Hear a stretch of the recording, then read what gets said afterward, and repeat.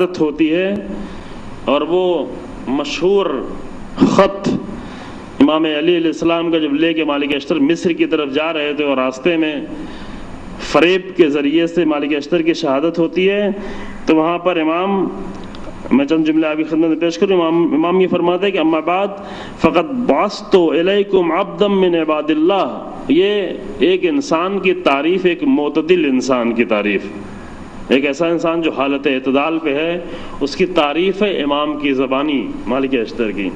فرماتے ہیں کہ میں نے اللہ کے بندوں میں سے ایک بندے کو بھیجا ہے تمہاری طرف، اے مصر کے لوگوں، کہ لا ینام ایام الخوف، جو خوف کے وقت میں سوتا نہیں ہے، یعنی جنگ کا وقت ہوتا ہے تو مالک اشتر کی آنکھوں پر نیند نہیں آتی۔ کبھی کبھی یہ سوال ہوتا ہے کہ انسان کب تک جگ سکتا ہے، یا ہم جیسے کمزور لوگ ہیں کہ اگر ایک دن جگا دیا جائے، 2 دن جگا دیا جائے تو پھر کسی لائق نہیں رہ جاتا ہے، اٹھنا بیٹھنا بھی انسان کا مشکل ہو جاتا ہے۔ لیکن جن کی روح بڑی ہوتی ہے، ان کا اپنے جسم پر اتنا کنٹرول ہوتا ہے کہ کئی دن بغیر غذا کے گزر جائیں اور کئی دن بغیر نیند کے گزر جائیں، پھر بھی میدان جنگ میں تلوار چلتی ہے تو ویسے ہی چلتی ہے جیسے کھائے پیے ہوئے انسانوں کی تلوار چلتی ہے۔ مالک اشتر کی صفت یہ تھی امام کی زمانے، لا ینام ایام الخوف ولا ينقل عن العداء ساعات الرو، دشمن سے کبھی مالک اشتر خوف زدہ نہیں ہوتے، چاہے کتنا ہی خوف کا ماحول کیوں نہ پیدا کیا ہے۔ اشد علی الفجار من حریق النار، گنہگاروں پر اور باطل لوگوں پر مالک اشتر جہنم کی آگ سے بھی زیادہ شدید ہیں۔ یہ بہت بڑی صفت ہے مالک اشتر کی صفت۔ فجار، جو فاجر لوگ ہیں، فجار کے اوپر مالک اشتر جہنم کی آگ سے بھی زیادہ شعلہ ور ہیں، اشد و شدید ہیں، علی الفجار من حریق النار، وہو مالک ابن الحارث اخو مزہج، جن کا نام مالک ہے۔ فاسمعوا لہ واطیعوا امرہ، مالک کی بات سننا، ان کی اطاعت کرنا ہے مصر کے لوگوں، فی مطابق الحق، فإنہ سیف من سیوف اللہ، یہ اللہ کی تلواروں میں سے ایک تلوار ہے۔ اگر امیر المومنین کی زبان سے کسی کو ایسا لقب ملتا ہے تو یہ بہت ہی بڑا لقب ہے عزیزو۔ جناب مالک اشتر کے لیے فرماتے ہیں کہ یہ فإنہ سیف من سیوف اللہ لا کلیل الذبہ ولا نابی، لا کلیل الذبہ ولا نابی الزریبہ، فإن امرکم ان تنفروا، فإن امرکم ان تنفروا فانفروا، اگر یہ حکم دے کہ آگے بڑھو تو آگے بڑھنا، وإن امرکم ان تقیموا فقیموا، اگر روکے تو فاقیموا، تو ٹھہر جانا۔ کیوں؟ اس لیے کہ فإنہ لا یقدم ولا یہجم، مالک کی صفت یہ ہے مالک اشتر کی کہ وہ اپنی طرف سے آگے نہیں بڑھتے، اپنی طرف سے پیچھے نہیں بڑھتے، بلکہ وہ اپنے حاکم کے منتظر ہوتے ہیں۔ جب انہیں حکم دیا جاتا ہے آگے بڑھنے کا تو آگے بڑھ جاتے ہیں، جب روک دیا جاتا ہے تو رک جاتے ہیں۔ یہ صفت ہے مالک اشتر جیسے انسان کی۔ امیر المومنین علیہ السلام نے ایسے افراد، یعنی کم افراد تھے ایسے، امام کے پاس افراد کی کمی تھی، اگر ایسے افراد امام کے پاس تھوڑا سا زیادہ ہوتے تو امام کو بھی وہ مسائل پیش نہیں آتے، اور بعد میں امام حسن علیہ السلام کو بھی وہ مسائل پیش نہیں آتے۔ جو تھوڑا بہت افراد تھے ان کو بھی مالک اشتر جیسے انسان کو شہید کر دیا گیا، امام کی زندگی ہی میں شہید کر دیا گیا۔ بعض اور جو دوسرے افراد تھے بہت وفادار، وہ دھیرے دھیرے ان کی تعداد کم ہوتی گئی۔ مثلا عدی ابن حاتم ایک بہت ہی امام کا خاص صحابی، حاتم تائی کا بیٹا جو نام سنا ہوگا، عدی ابن حاتم، دیر میں مسلمان ہوا لیکن بہت ہی مضبوط اسلام کے ساتھ۔ عدی ابن حاتم بھی امام کے خاص ساتھیوں میں سے، امام کے ساتھیوں کو اگر خریدا جاتا تھا، تولا جاتا تھا، توڑا جاتا تھا، خوف دلایا جاتا تھا۔ حجر بن عدی رحمۃ اللہ علیہ، جن کی قبر کے ساتھ اور مزار کے ساتھ جو واقعہ پیش آیا، اور ان درندوں نے جو آپ نے واقعہ سنا بھی ہوگا کہ کچھ مہینے پہلے، تقریباً 1.5 مہینہ پہلے جو واقعہ پیش آیا، یہ سارے درندی وہ بہت ہی امام کے بہت ہی خاص صحابیوں میں سے اور بہت ہی عزیز صحابیوں میں سے تھے۔ یہ عظیم کردار پیش کرنے والے صحابی میں سے تھے جن کو ایک ایک کر کے شہید کیا گیا اور بہت کم رہ گئے۔ میں عرض یہ کر رہا تھا کہ امام علی علیہ السلام نے جو زندگی پیش کی ہے، زندگی میں ہر جگہ وہ اعتدال کا ایک عظیم نمونہ امام کی زندگی میں نظر آتا ہے۔ امام کی زندگی کا ایک دور جو بہت کم ذکر ہو پاتا ہے، وہ دور ہے امام کا تقریباً 24-25 سال کا دور ہے، یعنی جب 3 خلفاء کی خلافت کا زمانہ ہے۔ میں یہاں پر آج تھوڑا سا اس کی گفتگو کروں گا انشاءاللہ مختصر، اور بہرحال پروگرام شاید پہلے بھی تھا اور شب ولادت ہے، کہ یہ دور امام کا تقریباً 25 سال کا جو دور ہے، یہاں پر امام نے جو اپنی زندگی کا نمونہ پیش کیا ہے، ایک معتدل زندگی، چونکہ امام جب رسول اللہ کی وفات ہوتی ہے تو اس وقت امام کی کل عمر 33 سال ہے، یعنی جوانی ہے، جوان۔ عرب کے زمانے میں، اس دور میں عرب میں 33 سال کے جوان کو ایک ابتدائی جوان سمجھا جاتا تھا، چونکہ عام طور سے عمریں زیادہ ہوتی تھیں۔ 33 سال یعنی ایک ابتدائی جوان انسان۔ ایک بہت بڑی وجہ جو امام تک ان کا حق نہیں پہنچا، اس کی ایک بہت بڑی وجہ یہ تھی کہ امام کی عمر کم تھی۔ لوگوں نے بھی اس کا فائدہ اٹھایا جن کو امام کا حق لینا تھا، دوسرے لوگوں نے اس کو بہت ہی لائٹ مسئلہ سمجھ کے لیا کہ ابھی تو جوان ہے، ہاں ٹھیک ہے، جنگ کرتے ہیں، میدان جنگ میں بہت بڑی شجاعت دکھاتے ہیں، لیکن ابھی جوان ہے، ابھی عمر کم ہے۔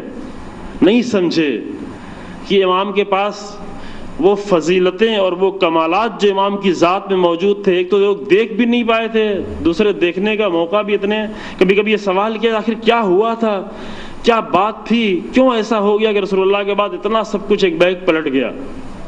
یہ سوال کبھی کبھی لوگ کرتے بھی ہیں، اور میں یہ اعلان بھی کر دوں، اچھا موقع آ گیا ہے کہ آج بھی ولادت کی شب ہے اور کل بھی ولادت کا دن ہے۔ اگر ابھی تک کچھ آپ لوگوں کے ذہن میں سوال ہوں گے تو چونکہ ان 2 تاریخوں میں مصائب نہیں پڑھا جائے گا تو آخر میں فرصت رہے گی سوال کے جواب کی، تو اپنی گفتگو کو ہم تھوڑا کم کر کے اگر آپ کے سوالات ہوں گے تو وہ سوالات لکھ کر یا کہہ کر کسی کو دے دیجیے گا، منتظمین کو، تاکہ ان سوالوں کا جواب اگر ابھی آ جائے گا کچھ تو ابھی بھی آخر میں ہو سکتا ہے، ورنہ پھر کل کی گفتگو میں انشاءاللہ تعالی۔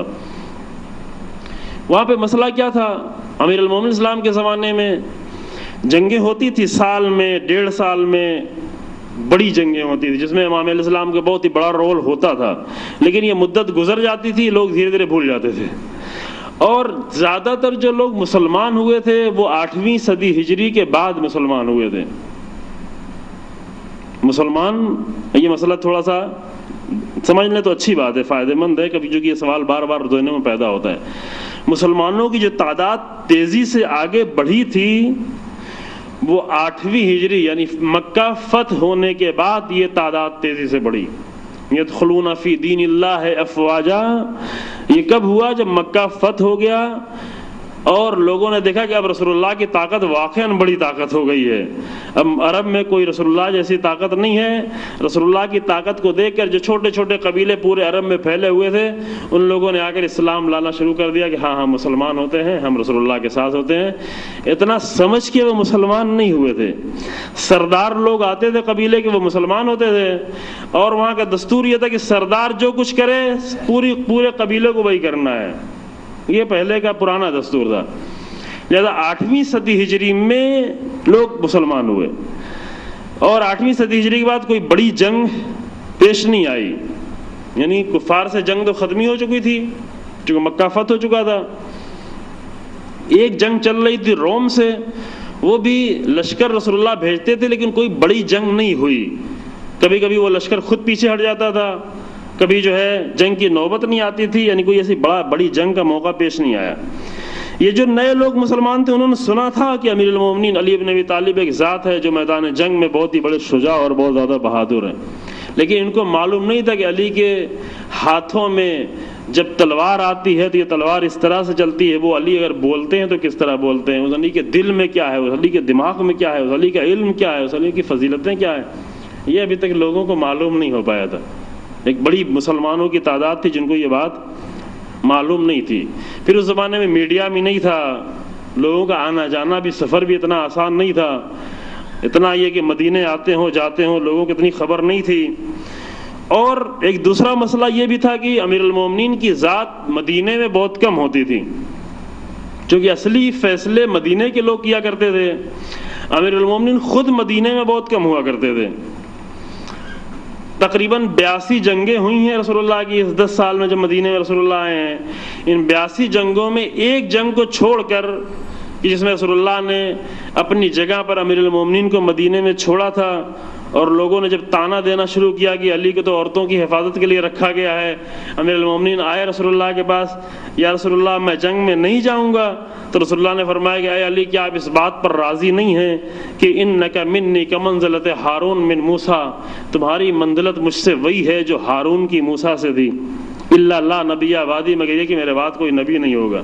یہ وہ حدیث ہے جو اس موقع پر رسول اللہ نے فرمائی، اور اہل سنت کی تمام اہم حدیث کی کتابوں میں یہ روایت موجود ہے، اور اس کے موجود ہونے کی بھی اصلی وجہ یہ ہے کہ رسول اللہ نے آخر میں جملہ فرمایا کہ لا نبی بعدی، میرے بعد کوئی نبی ہو آنے والا نہیں ہے۔ تو تقریباً 82 جنگوں میں ایک جنگ کو چھوڑ کر ہر جنگ میں امیر المومنین اسلام کی ذات موجود تھی۔ بس امیر المومنین مدینے میں نہیں ہوا کرتے تھے، جو جنگ میں جاتے تھے، جنگ میں جانا بھی لمبا لمبا سفر ہوتا تھا، جنگیں ہوتی تھی، واپس ہونا ہوتا تھا، ایک بڑی مدت جو ہے جنگ کے امام کے باہر گزرتی تھی۔ جب فتح مکہ ہو گئی اور جنگ کا ماحول ختم ہو گیا تو اب امیر المومنین السلام مدینے میں، کہ اب بھی مدینے میں نظر نہیں آتے، کیونکہ فتح مکہ ہونے کے بعد رسول اللہ نے امیر المومنین کو یمن کے لیے بھیج دیا تبلیغ کرنے کے لیے، مبلغ بنا کر تبلیغ کرنے کے لیے یمن بھیج دیا، اور 2 مرتبہ امام کا یمن کی طرف جانا ہوا اسی کم مدت میں۔ حتیٰ آخری حج میں جب امیر المومنین آئے ہیں تو رسول اللہ مدینے سے گئے تھے، جناب زہرا سلام اللہ علیہا مدینے سے حج کرنے کے لیے گئی تھی، اللہم صلی علی محمد وآل محمد،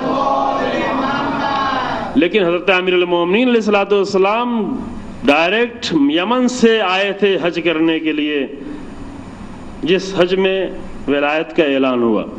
تو ایک تو امیر المومنین مدینے میں نہیں ہوتے تھے، باہر رہا کرتے تھے، لوگ نئے مسلمان تھے، لوگوں کو اتنا زیادہ معلوم نہیں تھا، لوگوں میں اتنی صلاحیت نہیں تھی کہ ان کے علم کو پہچانیں اور جان سکیں، ان کی فضیلتوں کو۔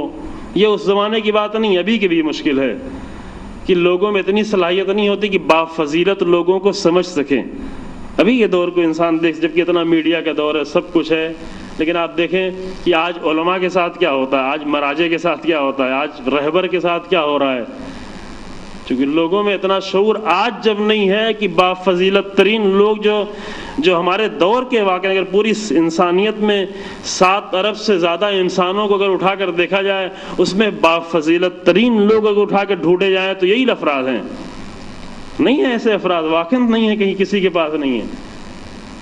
اور یہ جملہ میں عرض کرتا ہوں کہ آج اگر لیڈرشپ کے اعتبار سے دیکھا جائے، رہبری کے اعتبار سے دیکھا جائے، تشیع اگرچہ یہ قوم چھوٹی سی ہے، لیکن کسی بھی قوم کو ایسا رہبر نصیب نہیں ہے جیسا شیعہ قوم کو نصیب ہے۔ یہ ایک حقیقت ہے، یہ دوسرے لوگ اعتراف کرتے ہیں، ساری دنیا اس کا اعتراف کرتی ہے۔ یہ بڑے بڑے لوگوں نے، کوفی عنان اور نہیں معلوم UN کے جنرل سیکریٹری جب آئے تو انہوں نے حیرت سے کہا کہ ایسا انسان موجود ہے، اس کو تو UN کے جنرل سیکریٹری ہونا چاہیے تھا۔ یہ ان کا اعتراف ہے۔ لیکن ہم یہ عرض کر رہے ہیں کہ اتنا میڈیا کے دور ہوتے ہوئے، اتنا سب کچھ ہوتے ہوئے، انسان ایک اپنے موبائل میں چاہے تو پوری دنیا کو اپنی نگاہوں کے سامنے لا کر رکھ دے، یہ سب ہوتے ہوئے بھی ابھی بافضیلت ترین لوگ موجود ہیں اس دنیا میں، لیکن لوگ آشنا نہیں ہیں۔ تو ہم یہ کیسے توقع کر سکتے کہ امیر المومنین کے دور میں جہاں نہ کوئی سفر اتنی آسانی سے کر سکتا تھا، نہ کوئی میڈیا تھا، نہ کوئی جانتی، نہ کوئی پہچانتی، امیر المومنین بھی مدینے میں نہیں ہوا کرتے تھے، اور لوگوں کو معلوم ہو جاتا کہ امیر المومنین کی ذات کتنی بڑی ذات ہے۔ عمر بھی کل 33 سال ہے امیر المومنین کی اس وقت۔ یعنی یہ بتا رہا ہوں کہ یہ ماجرا کیوں پیش آیا، یہ ماجرا ایک بیگ ایسے ہی پیش نہیں آ گیا۔ پھر دوسرے فائدہ اٹھانے والوں نے فائدہ بھی اٹھایا۔ کیوں فائدہ اٹھایا؟ ایک تو عمر زیادہ تھی، قوموں کے بزرگ تھے، ہمیشہ رسول اللہ کے پاس نظر آتے تھے۔ امیر المومنین میدان جنگ میں نظر آتے تھے، یہ رسول اللہ کے پاس نظر آتے تھے۔ امیر المومنین تبلیغ کرنے کے لیے یمن میں نظر آ رہے ہیں، دوسرے لوگ رسول اللہ کے پاس، اتنا زیادہ۔ پھر پاس ہونے کے ساتھ ساتھ اتنا زیادہ رسول اللہ کے قریب ہوتے تھے، اتنا زیادہ اپنی قربت کو ظاہر کرتے تھے کہ حتیٰ قرآن کی آیت نازل ہونی پڑی۔ عام طور سے لوگ جب نگاہ کرتے تھے تو کہتے تھے کہ ہاں یہ بھی ایک انسان ہے، یہ بھی ایک انسان ہے، یہ رسول اللہ کے داماد ہیں اور ان کے رسول اللہ داماد ہیں۔ یعنی ان باریکیوں کو لوگ نہیں سمجھ پاتے تھے، کہتے تھے بزرگ بھی ہیں، ان کے رسول اللہ داماد ہیں اور یہ رسول اللہ کے داماد ہیں۔ یہ رسول اللہ کے سسر ہیں، وہ رسول اللہ کے داماد ہیں. لیکن مجھے عادت نہیں کوئی طنز کی گفتگو کرنے کی یا کسی کی دل آزاری کرنے کی گفتگو نہیں. یہ ہماری ساری گفتگو ایسی کہ جو اہل سنت بھی آ کر سنتے ہیں اور سنیں، کوئی اچھا ہے یعنی سننا چاہیے، لیکن حقیقتیں تو بہرحال سامنے انسان کو سمجھنا چاہیے، اس کے انالائز کرے، اس کی تحلیل ہوا کیا، ماجرا کیا ہوا. تو اتنا زیادہ ہم چند افراد کی بات نہیں کر رہے، زیادہ لوگ ایسے تھے جو رسول اللہ، یہ ہوتا ہے عام طور سے جب کوئی بڑا انسان ہوتا ہے تو بہت سارے لوگ آ کر اس کے اتنا قریب بیٹھنا چاہتے ہیں، مل کر بیٹھنا چاہتے ہیں، ہر وقت ساتھ ساتھ رہنا چاہتے ہیں، گاڑی میں ساتھ بیٹھنا چاہتے ہیں، سواری میں ساتھ بیٹھنا چاہتے ہیں. یہ بات فقط ایک دو افراد کے نہیں ہے، ایسے مزاج کے بہت سارے لوگ ہوتے ہیں جو یہ کر رہے ہوتے ہیں. رسول اللہ کے ساتھ بھی کچھ لوگ اتنا زیادہ یہ کرتے تھے کہ قرآن کی باقاعدہ آیت نازل ہوئے گی، بس کریں یہ چھوڑے ہیں. بار بار رسول اللہ کے پاس آتے تھے، رسول اللہ کے کان میں گفتگو کرتے تھے.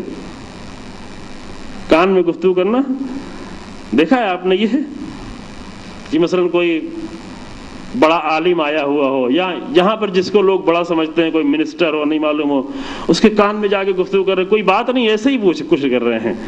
کیوں؟ تاکہ یہ پورا مجمع جانے کہ میرا اس کا رشتہ بہت قریبی ہے.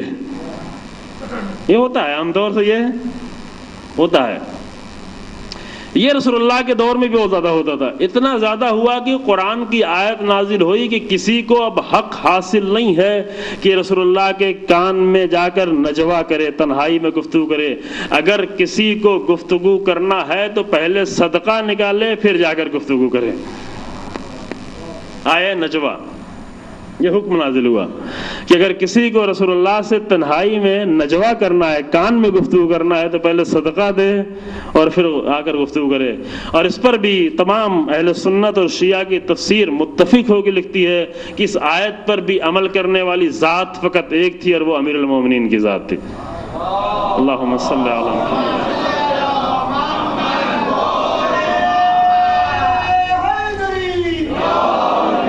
ایک دینار تھا، اس کو جا کر امام نے چینج کیا 10 درہم میں، اور 10 بار جا کر 1 درہم صدقہ دیتے تھے اور رسول اللہ سے گفتگو کرتے تھے. صدقہ دیتے تھے، رسول اللہ سے گفتگو کرتے تھے.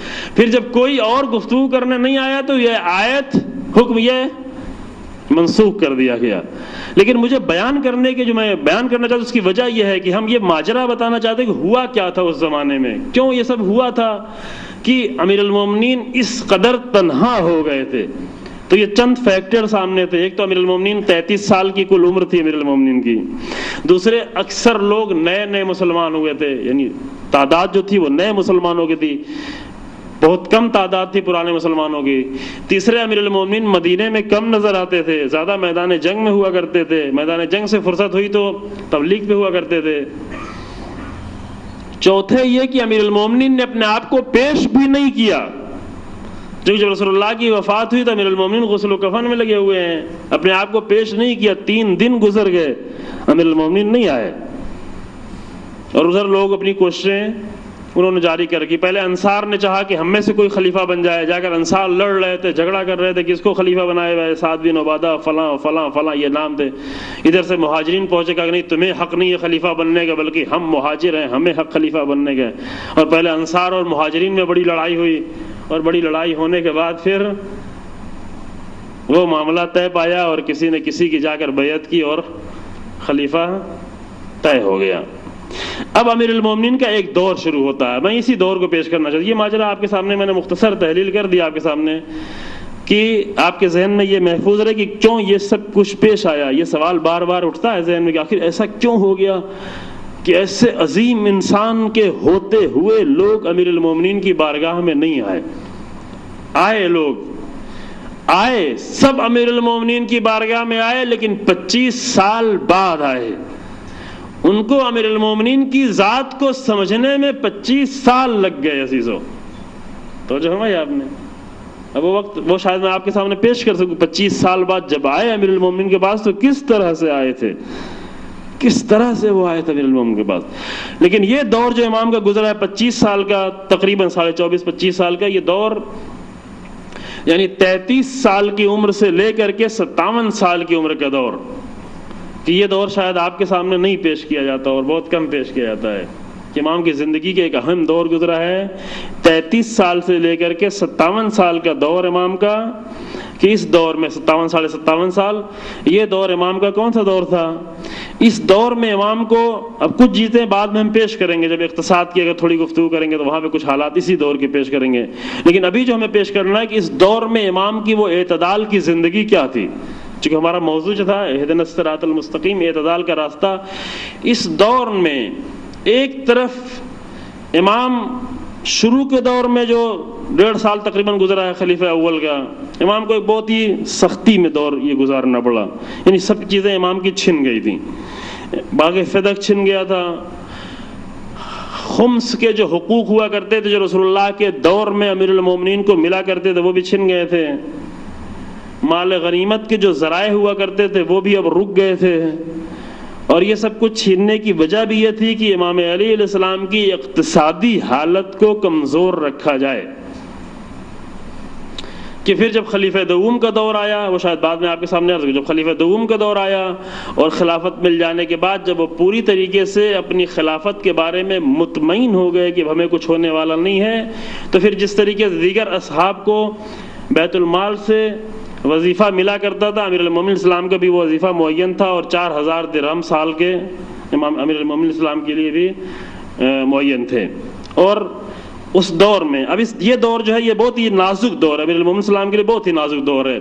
اس دور کی مثال ایسے ہی ہے کہ جیسے خود امیر المومنین اسلام کے دور میں ایک واقعہ پیش آیا تھا خلافت کے دور میں، کہ ایک ماں اپنے بچے کو لے آئی جھگڑا کرتے ہوئے ایک دوسری عورت سے، کہ وہ کہتی یہ میرا بچہ ہے، وہ کہتی تھی یہ میرا بچہ ہے، اور جھگڑا کرتے کرتے بات اتنی آگے بڑھی کہ کوئی سننے کو تیار نہیں، کوئی راضی ہونے کو تیار نہیں، اور آخر میں یہ فیصلہ آیا، یہ فیصلہ، اور کہا گیا کہ بچے کو 2 حصے میں کر کے دونوں کو دے دیا جائے۔ تو جو اصلی ماں تھی اس نے کہا کہ نہیں، مجھے بچہ نہیں چاہیے، یہ بچہ اسی کو دے دو، مجھے بچے کی ضرورت نہیں ہے۔ تو امام نے بچہ اٹھا کر اس اصلی ماں کو دے دیا، کہا کہ واقعی ماں اس بچے کی یہی ہے، کیونکہ جو واقعی ماں ہے وہ اپنے بچے کی زندگی چاہتی ہے، اپنے بچے کو اپنی آغوش دینا ضروری نہیں چاہتی، کیونکہ بچے کا حق زندگی ہے۔ یہی واقعہ، وہی ماجرا تقریباً امیر المومنین کے ساتھ پیش آیا کہ دور جنگ تھی اصل میں اسلام کی، جنگ تھی قرآن کی، جنگ تھی الہی اصولوں کی، جنگ تھی الہی قانون کی بقا کی، اور لوگ لڑائی کر رہے تھے کہ ادھر جائے یا ادھر جائے، کون لے، اور جب آپ مسئلہ خود اسلام پر پڑ گیا تو امام نے کہا کہ تھوڑے دن کے لیے جائیں، یہ حکومت کو جانے دیں، اسلام کم سے کم اس کا نام بچا رہ جائے، چاہے وہ حکومت ہمیں نہ ملے۔ ماجرا کچھ ایسے ہی تھا، چونکہ اب اس کے بعد والے واقعات میں پیش نہیں کر پایا کہ اگر امام علیہ السلام جنگ کرتے، اگر امام علیہ السلام تلوار اٹھاتے تو کیا پیش آنے والا ہوتا تھا۔ کیوں؟ اس لیے کہ سب ابھی زیادہ، جیسے میں نے پیش کیا کہ اکثر تعداد یعنی 90% جو ابھی مسلمان ہیں وہ نئے مسلمان ہیں، 2 سالوں کے اندر سب مسلمان ہوئے ہیں، مسلمان ہونے کے بعد بھی ابھی انہوں نے اسلام صحیح طریقے سے نہیں سمجھا ہے، بہت سارے قبیلے اس لیے مسلمان ہوئے کہ رسول اللہ کی طاقت بڑھ گئی ہے، اور جیسے ہی دیکھیں گے کہ مدینے میں آپس میں جنگ شروع ہوئی، یہ سارے قبیلے پیچھے ہٹنا شروع ہو جائیں گے، یہ قبیلے پھر اپنی طاقت بنا کر ممکن ہے مدینے ہی پر حملہ کر دیں۔ اور دوسرے 2 بڑی طاقتیں جس سے جنگ چھڑ چکی ہے، ایک روم کی طاقت ہے جو 1 لاکھ کا لشکر لے کر اس کے پہلے آ چکے جنگ کرنے کے لیے، دوسرے ایران کی طاقت ہے جس سے بھی جنگ کچھ تھوڑا بہت چھڑ چکی ہے۔ یہ 2 بڑی طاقت منتظر ہیں کہ آخر کیوں ایسا ہوا کہ عرب میں ایک طاقت نئی بن کے ابھری ہے، اس کو پہلے ہی ختم کر دیا جائے۔ تو یہ سارا ماجرا سامنے تھا جس کی بنیاد پر امیر المومنین کو سکوت اختیار کرنا تھا، خاموشی۔ لیکن کیسی خاموشی امیر المومنین کی؟ کیا خاموش ہونے کے بعد امام نے اپنے حق کو بھی بھلا دیا؟ یہ ہے امام کی وہ زندگی، وہ امام کا انداز۔ امام نے اپنے حق کو نہیں بھلایا، اپنے حق کے لیے بھرپور امام کوشش کرتے رہے، جنگ کو چھوڑ کر، جنگ کے لیے تیار نہیں تھے۔ جنگ کرنے کے لیے آئے لوگ، ابو سفیان جیسے لوگ آئے کہ آپ اٹھیں، آپ تلوار اٹھائیں۔ ابو سفیان اپنے ساتھ عباس کو لے کے آئے جو رسول اللہ کے چچا تھے، جو عباس سادہ انسان تھے، ایک سادہ لو انسان تھے، یعنی سادہ مزاج کے نہیں بلکہ سادہ لو انسان تھے۔ ان کے ساتھ ابو سفیان اپنے ساتھ عباس کو لے کے آئے، کہا کہ چلیں علی ابن ابی طالب کے پاس اور چل کے جنگ کی سفارش کریں۔ آئے امیر المومنین کے پاس، اور آنے کے بعد انہوں نے کہا کہ آپ جنگ کرنے کے لیے کھڑے ہوں، تلواریں ہم آپ کے لیے فراہم کریں گے، فوج ہم آپ کے لیے لائیں گے۔ جب ان کی طرف سے یہ جنگ کی فرمائش کی گئی تو امام نے ابو سفیان کی طرف دیکھا۔ عباس کے تو جانتے تھے امام کی، عباس سیدھے سادے آدمی ہے، نہایت ہی سیدھے سادے آدمی ہے، نہیں سمجھتے مسئلہ کیا ہے۔ اور ابو سفیان کے راز کو امام علی علیہ السلام سمجھ رہے تھے کہ ابو سفیان کس مقصد کے لیے آیا ہے، اور ابو سفیان چاہتا بھی یہی تھا کہ کسی طریقے سے یہ جنگ چھڑ جائے، کہ اس جنگ کے ذریعے سے اسلام ہی کا سرے سے خاتمہ ہو جائے۔ یہ ابو سفیان کا اصلی مقصد یہ تھا۔ لہذا امام نے وہاں پر فرمایا کہ یہ جملہ اگر نہج البلاغہ میں سامنے مل جاتا تو میں آپ کے سامنے پیش بھی کر دیتا۔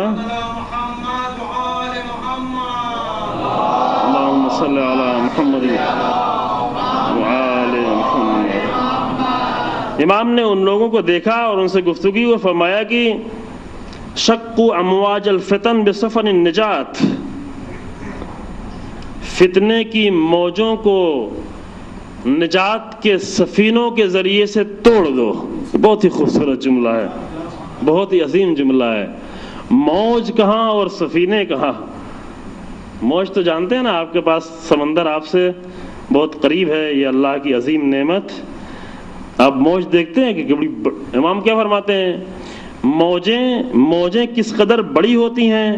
ان موجوں کے لیے امام کیا فرماتے ہیں کہ اتنی بڑی موجوں کو 5 نمبر خطبہ ہے، میں تھوڑا آگے ڈھونڈ رہا تھا اس لیے نہیں مل رہا تھا۔ امام فرماتے ہیں ایھا الناس شقوا امواج الفتن بسفن النجات،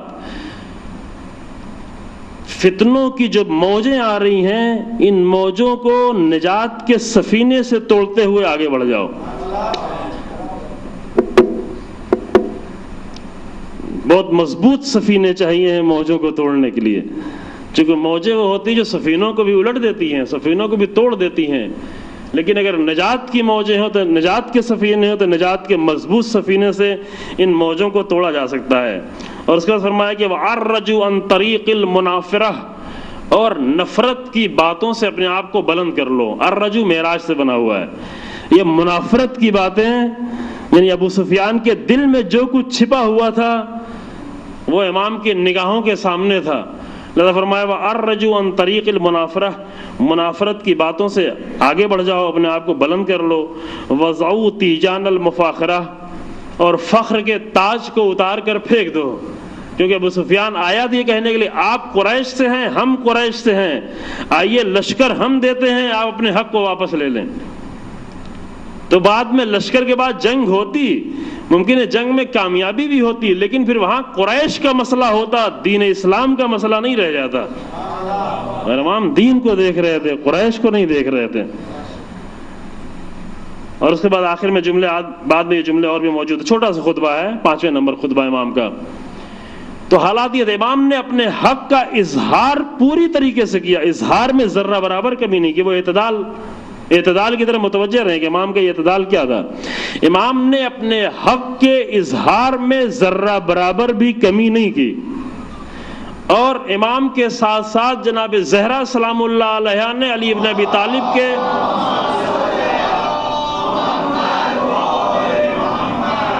حق کو پہچانوانے میں بی بی نے اس حد تک قیام کیا، گھر میں بیٹھنے والی بی بی نے اس حد تک قیام کیا، مدینے کے ایک ایک دروازے پر رات کی تاریکیوں میں جناب زہرا سلام اللہ علیہ گئیں، دروازے کو کھٹکھٹایا تاکہ حق کا اظہار ہو جائے۔ لیکن حق کے اظہار کر لینے کے بعد جب امام خاموش ہو کر بیٹھ گئے تو پھر کیا امام نے، چونکہ امام کو پھر خاموشی اختیار نہیں کرنی تھی، امام کو دین کی حفاظت بھی کرنی تھی۔ لہذا یہ نہیں کہ خاموش ہو کے اپنے گھر میں تنہا امام بیٹھ گئے اور رابطے توڑ دیے، نہیں، بلکہ دین کی حفاظت کے لیے امام نے رابطے کو نہیں توڑا۔ بہت توجہ کریں اس مسئلے پر، یہ امام کی سیرت کا اہم حصہ ہے۔ میں نے کیا کہ یہ سیرت نہیں بیان ہوتی، امام نے رابطے کو نہیں توڑا، خلافت سے امام نے اپنے رابطے کو نہیں توڑا۔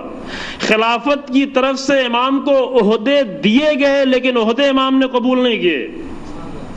کیوں؟ اس لیے کہ اگر عہدوں کو امام قبول کر لیتے ہیں تو گویا ان کے حق کو امام نے قبول کر لیا، کوئی عہدہ نہیں ہے۔ جنگ قادسیہ جو بہت بڑی جنگ تھی، اس کی سپہ سالاری امام کو پیش کی گئی، امام نے قبول نہیں کی۔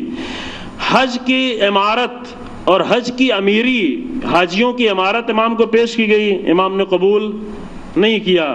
بعض اور بھی عہدے کے لیے درخواست کی گئی لیکن امام نے اس کو قبول نہیں کیا۔ کیوں قبول نہیں کیا؟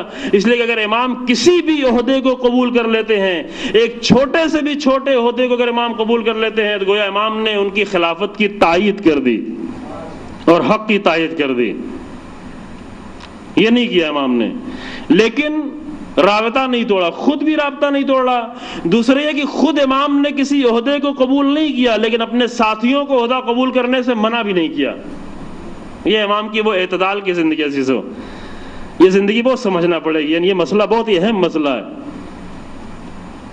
یہ نہیں کہ ذرا سی ناراضگی پیدا ہو تو سارے رابطے توڑ دیے جائیں۔ ابھی رابطہ ٹوٹنے کی بنیاد پر بہت ساری مشکلات ہمارے درمیان میں جنم پاتی ہیں۔ حتیٰ مومنین نے مومنین سے رابطے توڑ رکھے ہیں، رابطے توڑ کے بیٹھ گئے ہیں، جدا کر لیا، گروہ اپنے آپ کو جدا کر لیا ہے، بالکل اپنے آپ کو الگ کر لیا، جبکہ اسلام میں حتیٰ مسلمانوں کے درمیان میں رابطہ توڑنے کی گنجائش نہیں دی گئی ہے۔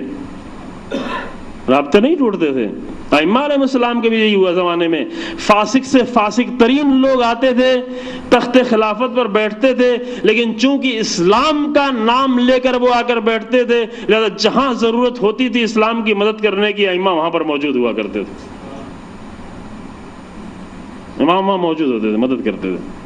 اور امیر المومنین اسلام نے ایک طرف سے کوئی بھی عہدہ قبول نہیں کیا، اس کو محفوظ کر لیں اپنے ذہنوں میں، دوسری طرف سے کسی کو عہدہ قبول کرنے سے منع نہیں کیا۔ عمار کو منع نہیں کیا، سب سے نزدیک ترین فرد جو امام علیہ السلام کے ساتھ تھے جناب سلمان فارسی کے ساتھ تھی، جناب سلمان بھی ان کو بھی منع نہیں کیا۔ جناب سلمان فارسی گورنر بنے، خلیفہ دوم کے زمانے میں گورنر رہے، مدائن کے گورنر رہے، امام نے منع نہیں کیا، روکا نہیں امام نے کسی بھی عہدے سے، جنگوں میں جانے سے نہیں روکا۔ مالک اشتر کتنی ساری جنگوں میں گئے، خود مالک اشتر، دوسرے بہت سارے جنگوں میں جاتے رہے۔ حتیٰ بعض روایتوں میں، البتہ بعض لوگ اس پہ کہتے ہیں کہ شاید یہ صحیح نہ ہو روایت، حتیٰ بعض روایتوں میں یہاں تک کہ امام حسن اور امام حسین اسلام بھی میدان جنگ میں جنگ کرتے کرتے افریقہ تک جانا ہوا تھا اور بعد میں کسی بنیاد پر واپس پلٹ آئے تھے۔ خوب ممکن ہے کوئی تاریخ کا انسان اس کو قبول نہ بھی کرے، ہم بھی کوئی تاکید نہیں کرتے کہ حتماً یہ بات قبول کر لی جائے، لیکن ہے کتابوں میں یہ لکھا ہوا۔ لیکن اگر امام حسن اور امام حسین نہ بھی گئے ہوں تو امام کے جو اپنے خاص ساتھی تھے، امام کے جو اپنے نزدیک ترین افراد تھے، امام نے ان میں کسی کو بھی عہدہ قبول کرنے سے منع نہیں کیا۔ کیوں؟ اس لیے کہ امام کی نگاہ میں خلیفہ نہیں ہے، امام کی نگاہ میں اسلام ہے۔ تو چلو یہ آپ نے یہ ایک معتدل زندگی کے ذریعے سے ہو سکتا ہے۔ جہاں افراط و تفریط ہوتی ہے وہاں پر یا تو جا کے انسان بالکل چاپلوس بن کے بیٹھ جاتا ہے کہ حکومت اس کے پاس ہے تو سب کچھ اسی کا ہے، چلو اسی کا گن گائیں، یا تو ناراض ہو کر اس طرح سے بیٹھ جاتا ہے کہ ہم سے کیا لینا دینا، چاہے اسلام بھی پامال ہو جائے چاہے دین بھی پامال ہو جائے، ہم سے کیا لینا دینا۔ تو جو فرمایا آپ نے، یہ امام کی روش تھی۔ ایسی حالت میں جو امام نے طریقہ اپنایا تھا، بار بار، اب کچھ واقعات میں آپ کے سامنے پیش کروں گا تھوڑے سے وقت میں، کہ بار بار جب بھی کچھ چند واقعات کبھی کبھی مجلسوں میں آپ سن لیتے ہیں، یہ 2-4 واقعات سنتے ہیں، البتہ واقعات بھی سینکڑوں کی تعداد میں خود کتابوں میں موجود ہیں، اور اگر سینکڑوں کی تعداد میں کتابوں میں واقعات موجود ہیں تو نہیں معلوم کتنے واقعات پیش آئے ہوں گے، جو کہ سب تو کتاب میں نہیں لکھا جاتا، کہ جہاں امام بار بار جا کر مدد کرتے تھے۔ حتیٰ یہاں تک روایتوں میں موجود ہے 70 مرتبہ تو خلیفہ دوم نے یہ کہا تھا کہ لولا ابو الحسن لہلکا، اگر ابو الحسن نہ ہوتے تو میں ہلاک ہو جاتا، اگر ابو الحسن نہ ہوتے تو میں کیا کرتا۔ یعنی ابو الحسن کی اتنی زیادہ مدد ہوا کرتی تھی خلافت کے دور میں کہ بار بار یہ جملے نکلتے تھے کہ اگر ابو الحسن نہ ہوتے تو کیا ہوتا۔ لہذا امام یہ جاگے، نہ صرف یہ کہ اپنے ساتھیوں کو امام نے نہیں روکا بلکہ خود بھی امام جا کر مدد کر رہے ہیں اور بھرپور مدد کر رہے ہیں۔ خلیفہ دوم نے، یہ نجم البلاغہ میں موجود ہے، خلیفہ دوم نے آگے پوچھا کہ بڑی جنگ ہونے جا رہی ایران سے، کیا میں اس جنگ میں سپہ سالار بن کے جاؤں؟ لوگوں سے مشورہ، سب لوگ جمع تھے، امام بھی وہاں پہ موجود تھے، سب نے مشورہ دیا۔ اچھا ایک صفت یہ تھی، یہ اس پہ بھی توجہ کریں کہ جب بھی تمام اصحاب کے درمیان میں امیر المومنین ہوا کرتے تھے اور کوئی گفتگو اور کوئی فیصلہ امیر المومنین کر دیتے تھے تو کسی میں جرأت نہیں تھی کہ امیر المومنین کے فیصلے کو توڑ سکے یا کاٹ سکے۔ مانتے تھے، سب مانتے تھے، ماننا پڑتا تھا۔ بہت سارے واقعات ہیں، اس کے بھی بہت سارے واقعات ہیں، ایک دو واقعات نہیں ہیں۔ مثلا جی یہ بات ہوئی کہ اسلامی سال کہاں سے شروع کیا جائے، اسلامی سال کا آغاز کہاں سے ہو، تو کسی نے کہا بعثت سے ہو، کسی نے کہا رسول اللہ کی ولادت سے ہو، کسی نے کہا جنگ بدر سے ہو کیونکہ بہت بڑی جنگ تھی، کسی نے کہا کہ جنگ خندق سے ہو۔ سب نے الگ الگ مشورے دیے۔ جب امیر المومنین کی باری آئی، امیر المومنین وہاں پہ موجود تھے، امام نے فرمایا کہ اسلامی سال کا آغاز ہجرت سے کیا جائے کیونکہ ہجرت سے اسلام کو نئی زندگی ملی ہے۔ اور یہ بات طے ہو گئی، فوراً قبول کر لیا گیا کہ ہاں اسلامی سال کا آغاز ہجرت سے ہوگا۔ لہٰذا یہاں پر بھی بہت سارے لوگوں نے مشورہ دیا، ہاں یہ تو بہت اچھی بات ہے، آپ اگر میدان جنگ میں جائیں گے تو لوگ بڑھ بڑھ کے حملے کریں گے اور ہماری بہت جلدی فتح ہو جائے گی اور پورے ایران کو ہم جلدی جیت لیں گے۔ سب بڑھ بڑھ کے یہ حکم دے رہے تھے، سب مشورے دے رہے تھے۔ جب امیر المومنین کا مسئلہ آیا تو امیر المومنین نے فرمایا کہ نہیں، میرا مشورہ یہ ہے کہ آپ میدان جنگ میں نہیں جائیں، کیونکہ اگر آپ میدان جنگ میں جاتے ہیں، اگر آپ میدان جنگ میں چلے گئے اور وہاں پر دشمن آپ کو دیکھے گا تو دشمن دو اعتبار سے وہ اس کی طاقت زیادہ ہو جائے گی۔ ایک تو دشمن کے حوصلے بڑھ جائیں گے، وہ یہ سوچ کر کہ چونکہ خود خلیفہ مسلمین میدان جنگ میں آ گیا ہے، آگے بڑھ کے حملہ کر کو اس خلیفہ کو ختم کر دو، خود بخود اسلام ختم ہو جائے گا۔ لہذا وہ بڑھ بڑھ کے زیادہ حملے کریں گے، یعنی ان کے حملے زیادہ حوصلے سے ہوں گے۔ کیوں؟ اس لیے کہ چونکہ پوری دولت ہی، پوری حکومت ہی یہاں پر آ گئی ہے اور یہاں اگر خلیفہ کا خاتمہ کر دیا جائے گا تو گویا ہم نے سب کچھ جیت لیا۔ لہذا ان کے حوصلے بڑھ جائیں گے، جرأتیں ان کی بڑھ جائیں گی، بڑھ بڑھ کر زیادہ حملہ کریں گے۔ اور پھر اگر وہ جیت گئے تو وہاں جیتنے کے بعد مدینے تک حملہ کرتے ہوئے چلے جائیں گے۔ کیوں؟ اس لیے کہ جانتے ہیں کہ پیچھے کوئی نہیں رہ گیا ہے، پوری خلافت خود میدان جنگ میں آ چکی ہے، لہذا آپ وہاں پہ نہیں جائیں۔ لیکن اگر آپ مدینے میں رہ جائیں گے تو مدینے میں رہنے کا فائدہ یہ ہوگا، ایک تو دشمن بڑھ بڑھ کے حملے نہیں کرے گا، دوسرے اگر دشمن جیت بھی گیا ہمارے اسلامی لشکر پر تو دشمن تیزی سے آگے نہیں بڑھے گا، بلکہ اس کو خوف ہوگا کہ پیچھے سے ممکن ہے لشکر اور آ رہا ہو، پیچھے سے اور مدد آ رہی ہو، کیونکہ مرکز ابھی کہیں اور پہ ہے۔ یہ امام کا وہ خالصانہ مشورہ تھا جو امام نے دیا۔ کس لیے دیا کس لیے؟ امام نے ایک صحیح، چونکہ امام سے کوئی آ کر مشورہ مانگے کہ تو امام ایک صحیح مشورہ دیں گے، چاہے جو بھی مشورہ مانگنے والا ہو۔ لیکن یہاں پر امام کو جو مشورہ تھا اصل میں اسلام کی حفاظت کا مشورہ تھا، جس وجہ سے امام نے رسول اللہ کے بعد خاموشی اختیار کی، اسی وجہ سے آج جو امام مشورہ دے رہے ہیں، مشورے کی وجہ ایک ہی ہے، مشورے میں کوئی فرق نہیں ہے۔ امام چاہتے ہیں کہ ایسا نہ ہو۔ جب خلیفہ سوم کا زمانہ آیا، وہ واقعہ جو بہت ہی تاریخی واقعہ ہے کہ آ کر لوگوں نے گھیر لیا، پتہ نہیں یہ واقعات بھی کم بیان ہو پاتے ہیں، لوگوں نے آ کر گھیر لیا، بیت المال کو اس طریقے سے برباد کیا جا رہا تھا اور لوگ اس طرح سے پریشان ہو گئے تھے کہ آ کر گھیر لیا، پوری طریقے سے گھر کو گھیر لیا، یہاں تک کہ فیصلہ کرایا۔ اور ایک تفصیلی ماجرا ہے، اس تفصیلی ماجرے کو ہم نہیں بیان کرتے ہیں، لیکن جب دوبارہ آ کر مصر کے لوگوں نے خلیفہ سوم کو گھر کو گھیرا تو امیر المومنین علیہ السلام جو دور رہا کرتے تھے، یومبا ایک بستی تھی جو تقریباً مدینے سے 165 کلومیٹر کے فاصلے پہ تھی، اور وہاں پر امام نے بہت ساری زمینیں آباد کی تھیں اور بہت سارے چشمے جاری کیے تھے اور بہت سارے کنویں کھودے تھے، اور وہاں پر امام رہا کرتے تھے۔ امام آئے وہاں سے 165 کلومیٹر کے فاصلے سے آئے امام تاکہ مدد کریں، امام آئے مدد کرنے کے لیے۔ لیکن جب خلیفہ سوم کو یہ معلوم ہوا کہ علی بن ابی طالب آ گئے ہیں، اور جب امام علی علیہ السلام وہاں پر آئے تو لوگوں نے نعرے بلند کرنا شروع کر دیے۔ کس کے نعرے بلند کرنا شروع کیے؟ وہی نعرے جو 25 سال پہلے بلند کرنا چاہیے تھے، آج بلند کر لوگوں نے شروع کیا۔ 25 سال بعد یہ نعرے بلند ہوئے کہ ہمارا حاکم علی ابن ابی طالب ہو، علی ابن ابی طالب کے نعرے بلند کرنا شروع کر دیے، نعرے لگانا شروع کر دیے. اندر یہ نعرے پہنچے گھر کے اندر. لہذا خلیفہ سوم نے قاصد بھیجا امام علیہ السلام کے پاس اور کہا کہ آپ یہاں سے واپس چلے جائیں. امام آئے تھے مدد کرنے کے لیے، خلیفہ کی مدد کرنے امام آئے تھے. قاصد بھیجا کہ آپ یہاں سے واپس چلے جائیں. کیوں؟ اس لیے کہ اس بات کا خطرہ محسوس ہوا کہ امام علیہ السلام کو دیکھیں گے تو یہ زیادہ لوگ جوش میں آ جائیں گے، چونکہ ان کو آئیڈیل خلیفہ سامنے ہے، نظر آ رہا ہوگا تو زیادہ نعرے لگائیں گے. امام واپس چلے گئے. امام جب واپس چلے گئے اور یہاں پر زیادہ شعلے بھڑکے اور زیادہ لوگ زیادہ جمع ہوئے اور زیادہ شور و ہنگامہ ببا کیا، تو پھر خلیفہ نے قاصد بھیجا وہاں پھر 165 کلومیٹر دور یمبا بستی میں امیر المومنین کے پاس کہ آپ جائیں. قاصد کو بھیج کے کہا کہ امام کو بلا کے لائیں تاکہ امام آ کر اس کو تھوڑا ٹھہرائیں، روکیں. پھر جب امام علیہ السلام واپس پلٹے اور امام کے آتے ہی پھر لوگوں نے نعرے بلند کرنا شروع کیے تو پھر دوبارہ خلیفہ سوم کا قاصد ہے کہ آپ واپس چلے جائیں. اللہ اکبر. عزیزو، یہ ایک بہت بڑی ناانصافی تھی امیر المومنین کی ذات کے لیے. امیر المومنین السلام، یہ نہج البلاغہ میں خطبہ موجود، میں اپنی طرف سے نہیں پڑھ رہا ہوں، نہج البلاغہ میں یہ ساری چیزیں مجھے نہیں معلوم. شاید نہج البلاغہ نہ پڑھنے کی ایک وجہ یہ بھی ہے ممبروں پر کہ شاید بہت ساری حقیقتیں نہیں بتانا چاہتے. نہج البلاغہ میں امام نے بہت ساری ایسی حقیقتیں لا کر بھر دی ہیں امام کے جو نہیں بتانا چاہتے، بہت سارے لوگ نہیں بتانا چاہتے. یعنی وہ ایک اعتدال کا امام کا راستہ ہمارے سامنے نہ آنے پائے، رکاوٹ بنی ہوئی ہے.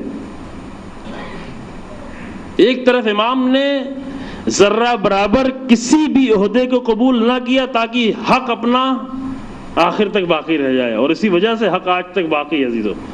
لیکن دوسری طرف دین کی حفاظت کے لیے امام کیا گیا؟ امام نے یہ 240 نمبر کا خطبہ ہے، مختصر خطبہ ہے، چند جملے ابن عباس کو مخاطب کر کے فرماتے ہیں امام: یا ابن عباس، ما یرید عثمان الا یجعلنی جملا نازجا بالغرب. عثمان نے کیا حالت بنا رکھی میرے ساتھ. یہ برادران اہل سنت بھی اگر آواز جا رہی ہے تو سنیں، اچھا ہے، یہ باتیں سننے کی باتیں ہیں اور بہت ساری حقیقتیں روشن ہونے کی باتیں سب کے لیے. امام نے فرمایا کہ عثمان نے مجھے ایک پانی کے ڈول کھینچنے والے اونٹ جیسا بنا رکھا ہے. یہ ظلم تھا عزیزو. یہ امام کا اپنا جملہ، اس لیے میں عرض کر رہا ہوں. پانی کے ڈول جو کھینچتا ہے، پتہ نہیں آپ لوگ تو دیہات کے نہیں ہے، پتہ نہیں کبھی دیہات میں جانا ہوا. اب تو دیہاتوں میں بھی یہ چیزیں نہیں رہ گئی ہیں، شاید یہ جو کم عمر کے لوگ ہیں، نوجوان، انہوں نے دیکھا بھی نہ ہو.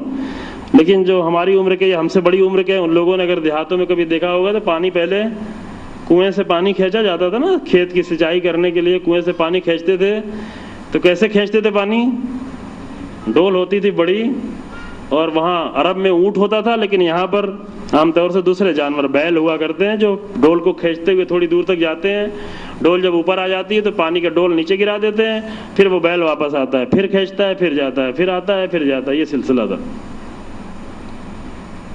یہ سلسلہ اس طرح سے. امام نے یہ جملہ فرمایا کہ کیا کیا میرے ساتھ یہ خلیفہ سوم نے، کیا کیا، مجھے اس ایسی حالت میں بنا دیا ہے. کیا کرتے ہیں؟ کہتے ہیں اقبل، آ جاؤ، وادبر، چلے جاؤ. یعنی ایک بار نہیں، بار بار. یہ باسا الی ان اخرج، میرے پاس آدمی بھیجا کہ اے علی ابن ابی طالب، آپ مدینے سے باہر نکل جائیں. اللہ اکبر. علی کا صبر تو دیکھیں یہاں پر، اور دوسری طرف سے ناانصافی تو دیکھیں کہ یہ ساری ناانصافیاں امیر المومنین جیسے انسان کے ساتھ انجام پا رہی. یہ بہت مشکل عزیز ہو. یہ واقعہ امیر المومنین کی ذات کے لیے ناانصافی. کون کہہ رہا ہے اور کس سے کہہ رہا ہے؟ اور امیر المومنین کو دیکھو کہ جا رہے ہیں. کہا آ جاؤ تو امام چلے آئے، کہا آپ چلے جائیے تو امام چلے گئے. پھر فرماتے ہیں باسا الی ان اخرج، میرے پاس آدمی بھیجا کہ مدینے سے باہر نکل جائیں. ثم باسا الی ان اقدم، پھر میرے پاس دوسرا آدمی بھیجا کہ آپ واپس چلے آئیں. ثم هو الان یبس الی ان اخرج، پھر اب اس وقت مدینے میں جملہ امام نے فرمایا، پھر ہمارے پاس ابھی تیسرا آدمی بھیجا کہ آپ پھر مدینے سے باہر چلے جائیں. اللہ اکبر. آپ مدینے سے باہر نکل جائیں. امام چلے بھی گئے, امام چلے جا رہے ہیں, اور اس کے بعد امام فرماتے ہیں واللہ, یہ جملہ امام کا اسی 240 نمبر خطبہ ہے نہج البلاغہ کا, واللہ لقد دفعت عنہ حتی خشیت ان اکون آثما, خدا کی قسم, اللہ کی قسم, میں نے خلیفہ سوم کا اتنا دفاع کیا کہ اب میں ڈرنے لگا ہوں کہیں گنہگار نہ ہو جاؤں. اس قدر دفاع کی. کس لیے دفاع کر رہے تھے امام؟ بعض لوگ اس راز کو نہیں سمجھتے, شاید اس لیے بیان نہیں کرتے کہ راز کیا تھا, پیچھے کون سا راز پوشیدہ تھا. امام کے ساری دفاع کی اصلی وجہ اسلام تھا سامنے, رسول اللہ کا اسلام, راز اسلام تھا. چونکہ امام, یہ ایک جگہ امام نے فرمایا اسے نجل البلاغہ, امام کو یہ پسند نہیں تھا کہ لوگوں کو یہ عادت ہو جائے کہ جب چاہیں آ کر خلیفہ کو قتل کر دیں. یہ امام کی عادت امام کو پسند نہیں تھی. کیوں؟ اس لیے کہ خلیفہ کشی کی اگر قوم کو عادت ہو جائے گی تو سب سے بڑا نقصان اس سسٹم کو ہوگا. سسٹم ہلکا ہوتا چلا جائے گا, کمزور ہوتا چلا جائے گا, جس کے بہت سارے نمونے موجود ہیں. مثلا عثمانی حکومت اتنی بڑی حکومت تھی لیکن اس لیے کمزور ہوتی چلی گئی کہ لوگ, درباری لوگ بار بار آ کر خلیفہ بدلتے تھے, مارتے تھے, قتل کرتے تھے, چینج کرتے تھے. عثمانی ایمپرر جو آپ تاریخ میں جا کر پڑھیں, جو بھی تقریباً 150 سال پہلے یورپ نے پورا خاتمہ کر دیا, لیکن اس کے کمزور ہونے کی سب سے بڑی وجہ یہ تھی کہ درباریوں کو اتنا زیادہ اختیار مل گیا تھا کہ جب چاہتے تھے آ کر تھوڑی سی سازش کر کے خلیفہ کو تبدیل کر دیتے تھے. لہذا اتنی بڑی طاقت جو تقریباً 50 ملکوں کے, اسلامی ملک اس کے انڈر میں تھے, ایران اور ہند کو چھوڑ کر باقی سارے اسلامی ملک عثمانی امپرر کے انڈر میں تھے. اتنی بڑی طاقت کو اگر مغربی یورپین لوگوں نے توڑ توڑ کر چھوٹے چھوٹے ملکوں میں تقسیم کر دی, اور آج ان کی ذلت کی حالت دیکھ رہے ہیں سب کے سب. یہ خود ہندوستان میں جو مسلمان کی کمزوری کی وجہ جو پیش آئی آخر میں یہی صورت تھی, ایک کمزور حاکم, کمزور حاکموں کی وجہ سے اسلامی حکومت مضبوط طریقے سے باقی نہیں رہ پائی. بہادر شاہ ظفر اور اس کے بعد کے جو دور تھا یہ حاکموں کا. ٹھیک ہے, حاکم کوئی بھی ہے, لیکن چونکہ وہ عالم اسلام کا حاکم ہے, اور اگر امت کو یہ عادت ہو جائے گی کہ بار بار جب بھی دل چاہے کسی بات پر آ کر خلیفہ کو قتل کر دے, تو در حقیقت یہ رسول اللہ کی امت کا خطرے میں پڑ جائے گی, یہ مشکل میں پڑ جائے گی. امام رسول اللہ کے دین کو دیکھ رہے تھے اور امت کو دیکھ رہے تھے. مسئلہ خلیفہ کو بچانے کا نہیں تھا, مسئلہ رسول اللہ کے دین کو بچانے کا تھا. یہ امام کی زندگی کا وہ اعتدال ہے جو ایسی حالت میں امام دیکھ رہے ہیں, وہ سخت حالت جو امام کے سامنے پیش آئی. لہذا امام حسن اسلام کو بھیجتے تھے پانی لے کر, یہ خلیفہ سوم کے پاس پانی لے کر, کھانا لے کر, چاروں طرف سے گھیر رکھا تھا. یہ امام کی. اور اس دور میں امام نے, چونکہ آج مصائب نہیں پڑھنا ہے لہذا چند جملے میں آپ کے سامنے اور پیش کرتا چلوں, بات پوری ہو جائے, کہ امام نے یہ پورا جو 25 سال کا دور ہے, اور اس 25 سال کے دور کی تمام نزاکتوں کے ساتھ, بہت ہی نازک دور ہے, ایسے لوگوں سے امام کو ہمکاری کرنی ہے کہ جو ذریعہ بنے ہیں رسول اللہ کی بیٹی کی شہادت کا. ایک طرف سے یہ بھی ذہن میں رہے, توجہ فرمائیں, ناقص بات نہیں آپ کے ذہن تک جائے کہ کوئی غلط فائدہ اس سے اٹھایا جائے, لیکن امام کی نگاہ میں حتی خود جناب زہرا سلام اللہ علیہ نے آ کر یہی سوال کر دیا تھا, اللہم صلی علی محمد وعلی. جب جناب زہرا سلام اللہ علیہ فتق کے ماجرا سے واپس پلٹیں, خطبہ دے کر واپس پلٹیں, اور امیر المومنین علیہ السلام کو دیکھا کہ امام علیہ السلام گھر میں تشریف فرما ہے, تو جناب زہرا آ کر فرماتی ہیں کہ اے علی آپ کو کیا ہو گیا ہے. ایک دور وہ تھا کہ آپ کا نام سن کر عرب کے بڑے بڑے شجاع ڈرتے تھے, اور آج آپ خاموشی سے گھر میں بیٹھے ہوئے ہیں. وہ پہچانے کیوں امیر المومنین بیٹھے ہوئے تھے. آج آپ خاموشی سے کمزور لوگوں کی طریقے, آپ کمزور لوگوں کی طریقے سے گھر میں بیٹھے ہوئے ہیں. تو امام اسی اتفاق یہ تھا کہ اسی وقت میں اذان کی آواز بلند ہوئی, اللہ اکبر کی صدا بلند ہوئی, اور اشہد ان محمد رسول اللہ کی صدا بلند ہوئی. تو جناب زہرا سلام اللہ علیہ کو مخاطب کر کے کہتے ہیں کہ یہ بتاؤ اے رسول کی بیٹی, کیا آپ چاہتی ہیں کہ یہ اذان کی آواز باقی رہ جائے؟ یا امیر المومنین کے تمام اعمال کے پیچھے جو چیز پوشیدہ تھی وہ کیا تھی؟ وہ یہ کہ رسول اللہ کا یہ نام اس طرح سے باقی رہ جائے، رسول اللہ کا دین باقی رہ جائے۔ کہا اے بنت رسول، کیا آپ چاہتی ہیں کہ یہ نام باقی رہ جائے؟ کہا ہاں علی، ہم چاہتے ہیں کہ یہ نام باقی رہ جائے۔ تو کہا ہم بھی فقط یہی چاہتے ہیں کہ یہ نام باقی رہ جائے، بس ہم اسی لیے بیٹھے ہوئے ہیں اس گھر میں، ہمارے بیٹھنے کی وجہ یہی ہے کہ میں چاہتا ہوں کہ یہ نام باقی رہ جائے، یہ نام نہ مٹنے پائے۔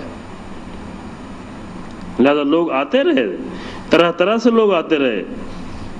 عبداللہ ابن جنادہ نقل کرتے ہیں کہ خلافت کا ابتدائی زمانہ تھا اور ہم حجاز سے، یعنی امیر المومنین السلام کی خلافت کے ابتدائی دور تھا، ہم حجاز سے مکے سے مدینے کی طرف آئے اور دیکھا کہ امام علیہ السلام خطبہ دے رہے ہیں اور خطبے میں امام علیہ السلام فرما رہے ہیں وَعَيَمَ اللَّهُ لَوْلَا مَخَافَةُ الْفُرْقَةِ بَيْنَ الْمُسْلِمِينَ وَإِنْ يَعُودَ الْكُفْرُ وَيَبُورَ الدِّينُ لَكُنَّا عَلَى غَيْرِ مَا كُنَّا عَلَيْهِ۔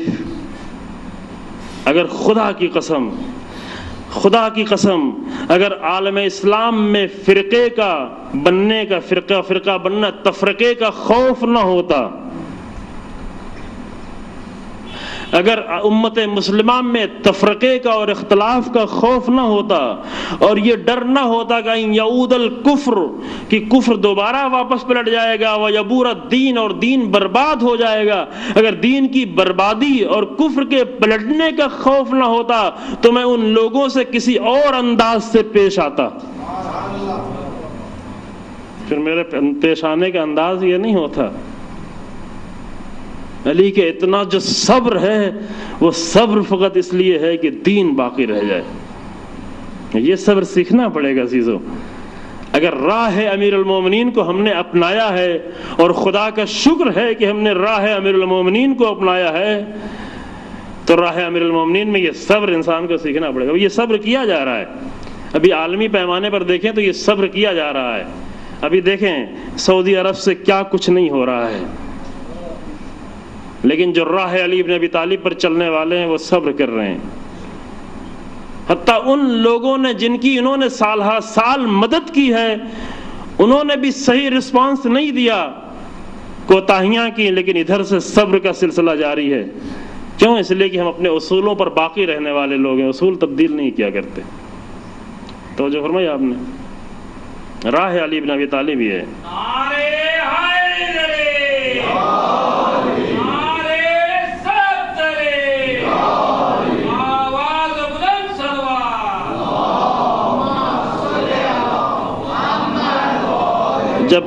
جب ابو لہب کے بیٹے نے اور بعض لوگوں نے آ کر اشعار پڑھے، ایسے اشعار جو بھڑکانے والے اشعار تھے، تحریک میں ڈالنے والے، امیر المومنین کے سامنے آ کر کہ خاندان، اتنا بڑا خاندان، حکومت کا حق آپ کا ہے اور سب کچھ آپ کا ہے، جب ایسے اشعار پڑھے آ کر تو امیر المومنین السلام نے جملہ فرمایا کہ سلامت الدین احب الینا من غیرہ، دین کی سلامتی ہر چیز سے زیادہ میرے نزدیک محبوب تر ہے۔ ہم جو کچھ کر رہے ہیں وہ دین کی سلامتی کے لیے کر رہے ہیں۔ جب عباس نے آ کر کہا، عباس وہی رسول اللہ کے چچا، امام کے چچا، جب خلافت دوم کا زمانہ ختم ہونے لگا اور خلیفہ دوم کا انتقال کا وقت قریب آیا اور انہوں نے شورا بنائی 6 لوگوں کی کہ یہ جو فیصلہ کریں گے وہی خلیفہ بنے گا، جب یہ شورا کی بات آئی، اس شورا میں امیر المومنین کا ہونا خود بہت زیادہ دردناک تھا۔ امیر المومنین فرماتے ہیں کہ مجھے اس شورے سے کیا لینا دینا ہے، میرا اس شورے سے کیا ربط ہے، میں ان لوگوں کے ساتھ نہیں ہوں۔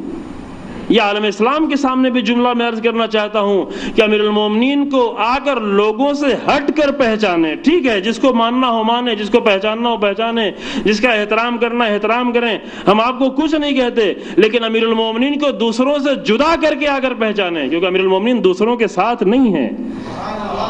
امیر المومنین کی صنف وہ صنف نہیں ہے کہ جن کو دوسروں کے ساتھ لے جا کے رکھا جائے۔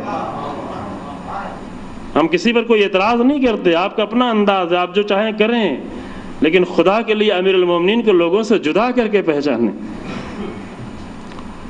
جب شورا کی بات آئی، امام نے کہا کہ فیا ولی شورا، یہ شورا سے مجھ سے کیا رد، مجھے کن نظائر کے سامنے لے جا کر کھڑا کر دیا، کن لوگوں کے ساتھ علی ابن ابی طالب کو لے جا کر کھڑا کر دیا گیا ہے۔ علی بن علی کا یہ حق نہیں، یہ ناانصافیاں تھیں جو بار بار امیر المومنین کے حق میں ہوتی رہیں، طلحہ کے ساتھ، طلحہ جیسے لوگوں کے ساتھ، زبیر جیسے لوگوں کے ساتھ، عبد الرحمن جیسے لوگوں کے ساتھ، ایسے لوگوں کے ساتھ امیر المومنین کو لے جا کر کھڑا کر دیا گیا۔ یہ علی بن ابی طالب کا حق نہیں تھا۔ لہذا ابن عباس آئے اور آگے مشورہ دیا کہ اے علی، آپ اس شورا میں نہ جائیں، آپ ان میں شرکت نہ کریں، کیونکہ جانتے تھے، نتیجہ جانتے تھے یہ لوگ کیا کرنے والے ہیں۔ امام علی علیہ السلام نے ان کی قول کی تائید کرتے ہوئے کہا کہ ہاں اے عباس، آپ کی بات صحیح ہے، لیکن پھر بھی میں جاؤں گا، کیونکہ میں نہیں چاہتا، انی اکرہ الخلاف، میں اختلاف اپنی طرف سے ڈالنا پسند نہیں کرتا، میں نہیں چاہتا کہ میری وجہ سے کوئی اختلاف پیدا ہو جائے، مجھے پسند نہیں ہے کہ میری وجہ سے کوئی اختلاف کی صورتحال پیدا ہو جائے۔ یہ چند واقعات اس دور کے میں نے آپ کے سامنے پیش کیے، تاکہ دور تو 25 سال کا ہے، لیکن اس 25 سال میں امام کی وہ معتدل سیرت جو رہی ہے کہ اسی سیرت کی بنیاد پر آج اسلام ہمارے سامنے نظر آ رہا ہے عزیزو، ورنہ یہ نہیں ہوتا۔ اگر امیر المومنین کی وہ سیرت نہیں ہوتی، امیر المومنین کا وہ عادلانہ اور معتدلانہ انداز نہیں ہوتا، تو آج ہمارے پاس اسلام کی کوئی بھی حقیقت باقی نہیں، آج ساری دنیا اسلام سے محروم ہوتی۔ یہ احسان ہے علی ابن ابی طالب کے سیرت کا کہ آج ہمارے پاس اسلام باقی ہے، اور وہی سیرت کا سلسلہ تو جاری رہا۔ وہی سیرت تھی جو امام حسن علیہ السلام کی سیرت تھی، وہی سیرت تھی جو امام حسین علیہ السلام کی سیرت تھی۔ میں نے شروع میں آپ کے سامنے بیان کر دیا کہ امام حسن علیہ السلام کی سیرت کا دور کیسا دور گزرا ہے، اور اسی وجہ سے امام حسن علیہ السلام کی صلح اگر نہ ہوتی تو آج اسلام ختم ہو گیا۔ یعنی ہر امام کا ہر عمل ذریعہ بنا ہے کہ آج اسلام حقیقی شکل میں ہمارے پاس محفوظ ہے، اور صحیح اسلام اگر لینا ہے تو وہی دروازے ہیں جو رسول اللہ جن کو پہچنوا کے گئے تھے۔ آخر میں تبرک کے طور پر یہ حدیث پڑھتے چلیں کہ رسول اللہ نے آخر میں یہ فرمایا تھا کہ انی تارک فیکم الثقلین کتاب اللہ و عطرتی ما ان تمسکتم بہما لن تضلوا بعدی، میں تمہارے سامنے دو چیزیں چھوڑ کے جا رہا ہوں کہ جب تک تم ان دونوں سے متمسک رہو گے کبھی گمراہ نہ ہوگے۔ آج گمراہیوں سے بچنے کا ہم دوسروں کے لیے بات نہیں کر رہے ہیں، ہم اپنے مومنین جوانوں کے لیے کہہ رہے ہیں کہ آج گمراہی سے بچنے کا فقط ایک راستہ ہے، وہی راستہ جو رسول اللہ دے کر گئے تھے، وہی راستہ ہے۔ یعنی قرآن کے اصول، قرآن آ کر فقط پڑھ لینا نہیں، قرآن آ کر فقط ثواب کے لیے تلاوت کر لینا نہیں، قرآن آ کر فقط ماہ رمضان میں پڑھ لیں، یہ نہیں۔ قرآن کم بھی پڑھے لیکن قرآن کے اصولوں کو اپنے دل میں محفوظ رکھیں تو قرآن کا حق ادا ہوتا رہے گا۔ قرآن ثواب کے لیے نہیں آیا ہے، قرآن ہمیں زندگی دینے کے لیے آیا ہے۔ وہ اصول اور اہل بیت علیہ السلام کی زندگی کے اصول جسے سیرت کہتے ہیں۔ یہ جملہ ہم بار بار عرض کرتے ہیں، شاید یہاں بھی عرض کیا اور پھر عرض کرتے ہیں کہ رسول اللہ، لوگ ہم جیسے ذاکر یہ سمجھتے ہیں کہ رسول اللہ اہل بیت یا قرآن کی فضیلت بیان کر رہے تھے آخر میں، کہ آخری دور میں رسول اللہ فضیلت بیان کر رہے، نہیں، رسول اللہ قرآن یا اہل بیت کی فضیلت نہیں بیان کر رہے تھے، بلکہ قیامت تک ہم جیسے انسانوں کی ضرورت کو بیان کر رہے تھے کہ جب بھی تم اپنے آپ کو مشکل میں دیکھنا اور جب بھی تمہیں راستہ کنفیوز ہوتا ہوا نظر آئے تو قرآن کی طرف آ جانا اور اہل بیت کی طرف آ جانا، یہی ہے جو تمہیں ہر دور کی گمراہی سے نجات دینے والے ہیں۔ پروردگارہ ہمیں اس راہ پر استقامت کے ساتھ باقی رکھ، پروردگارہ ہمارے عاقبت اور انجام کو بخیر فرما، پروردگارہ اس مبارک مہینے میں ہمارے گناہوں کو معاف فرما، پروردگارہ عالم اسلام میں جہاں جہاں بھی مشکلات ہیں ان کو حل فرما، پروردگارہ کلمہ حق کو عزت و سربلندی عطا فرما اور کلمہ باطل کو نیست و نابود فرما،